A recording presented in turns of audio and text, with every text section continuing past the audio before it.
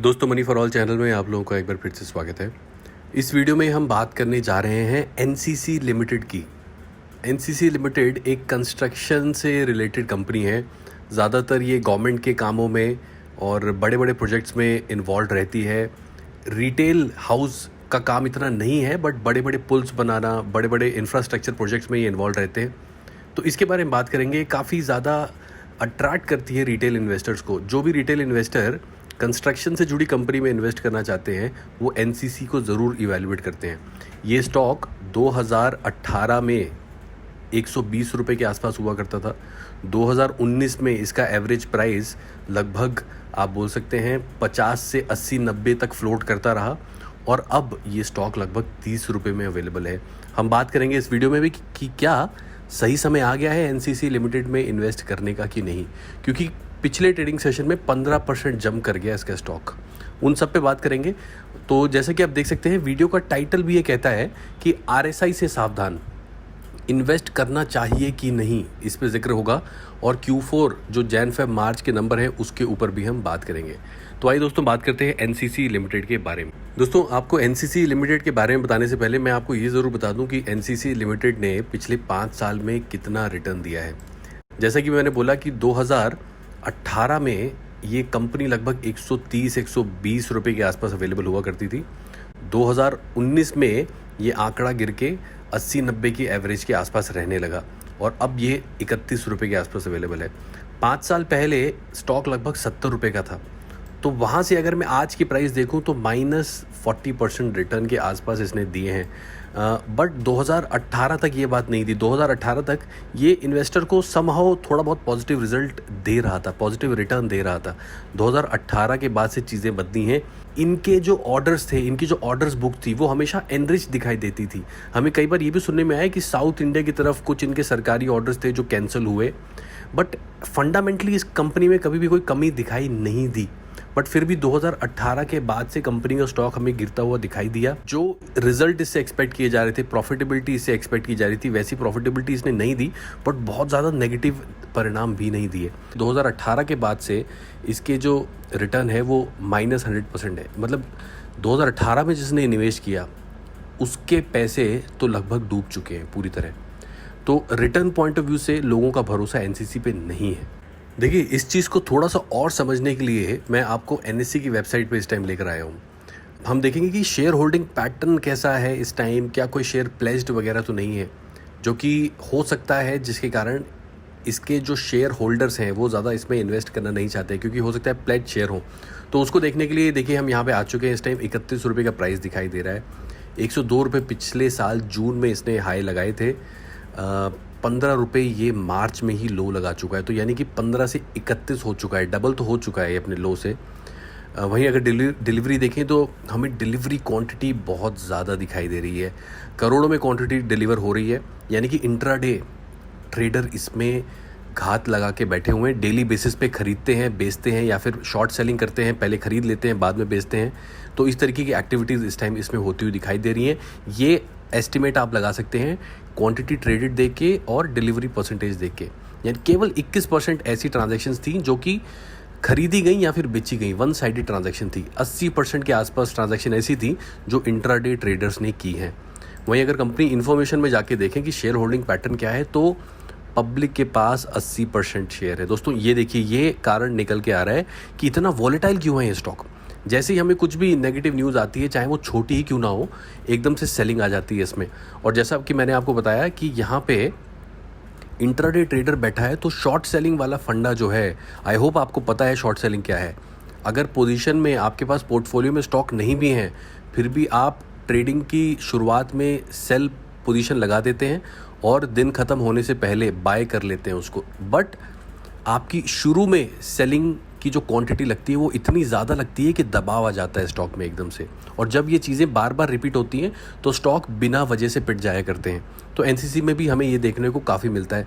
और वहीं दोस्तों, अगर बात करें प्लेज्ड की, 19% हमने देखा प्रमोटर के पास है।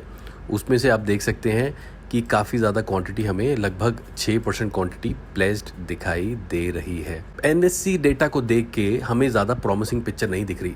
प्लेज्ड भी है शेयर, पब्लिक के पास परसेंटेज दिखाई दे रहा है शेयर्स का। आइए आपको मैं इसके फाइनेंशियल नंबर्स पे लेके चलता हूँ। दोस्तों एनसीसी के बारे में और डिटेल में समझने के लिए मैं आपको अब इसके फाइनेंशियल नंबर दिखाऊंगा। मार्केट कैप लगभग 1850 करोड़ के आसपास है और इसका जो पी रेशो है वो केवल 4.5 दिखाई दे रहा है। पी रेशो होता है कि जब जब एनसीसी लिमिटेड 1 रुपये कमाएगा तो उसके पीछे इन्वेस्टर 4.5 रुपये लगाने को तैयार है।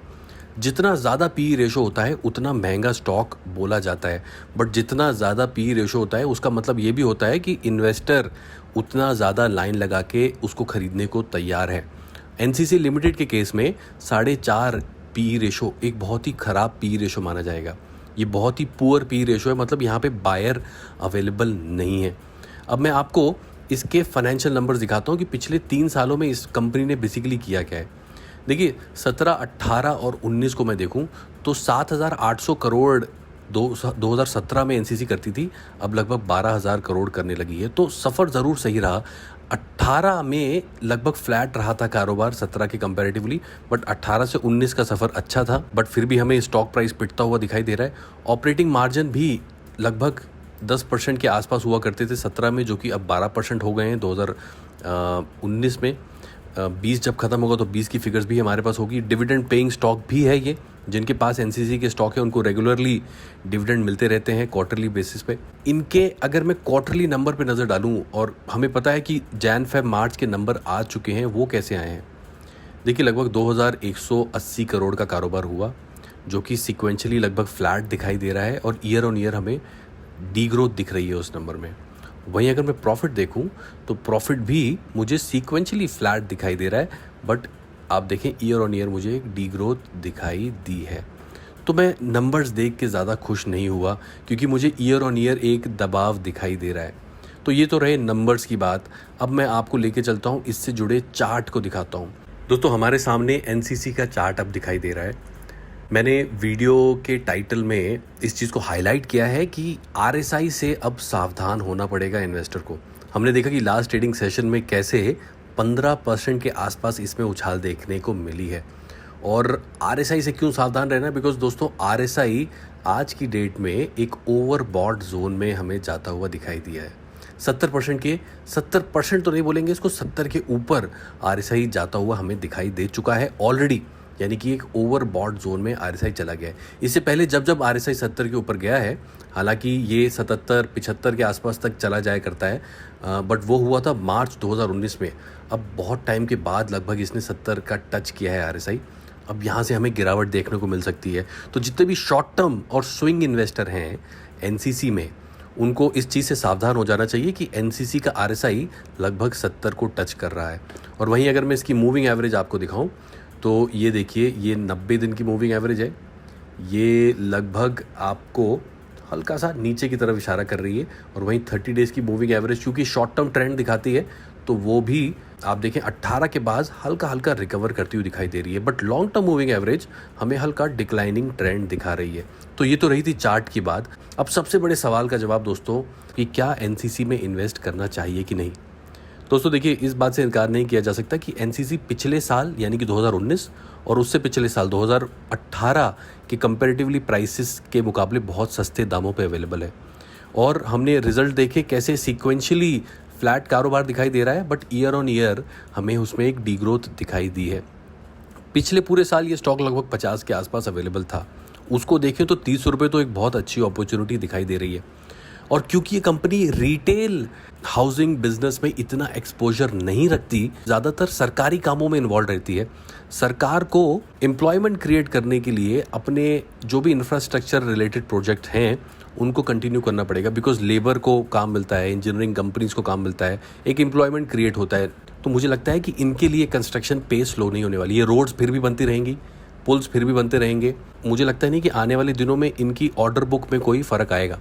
ऑर्डर बुक अभी भी स्ट्रॉन्ग चल रही है। तो मुझे एनसीसी का प्राइस इस टाइम रीजनेबल लग रहा है for people to start adding NCC in their portfolio. Target आप बहुत लंबे टर्म के लिए रखना चाहते हैं, 10 सालों के लिए रखना चाहते हैं, वो आप रख सकते हैं। 5 सालों के लिए रखना चाहते हैं, रख सकते हैं। बट मुझे इसके अगले 2 साल के टारगेट डेफिनेटली 80-90 के आसपास लगते हैं। 30 रुपये प्राइस एनसीसी जस्टिफाई नहीं करता। क्या सारी क्वांटिटी अभी ले लेनी चाहिए? बिल्कुल नहीं। छोटे छोटे पर्क्स में लेना चाहिए। तो दोस्तों इन सारी चीज़ों के बाद मेरा कंक्लूजन ये है कि एनसीसी लिमिटेड ने कुछ ऐसी बहुत भारी गलती नहीं की है कि ये 30 रुपये में अवेलेबल है। कंपनी अच्छी है, सरकारी कामों में ज़्यादा इन्वॉल्व है, इसलिए इसकी पटरी, इसकी जो रेल है वो पटरी पे चलती रहेगी। इस चीज़ का ध्यान रिटेल इन्वेस्टर को देना है, और जो शॉर्ट टर्म इन्वेस्टर हैं वो इस चीज़ का ध्यान रखें कि आरएसआई ओवरसोल्ड में चला गया है, यहाँ से सॉफ्ट होगा थोड़ा सा एनसीसी आने वाले दिनों के लिए। तो दोस्तों ये मेरा कंक्लूजन है। आपको कैसा लगा कमेंट बॉक्स में कमेंट ज़रूर करें, और आप भी बताएं आपकी क्या राय है इस वीडियो के बाद। इसी के साथ दोस्तों I will wind up the video. Thank you so much for watching.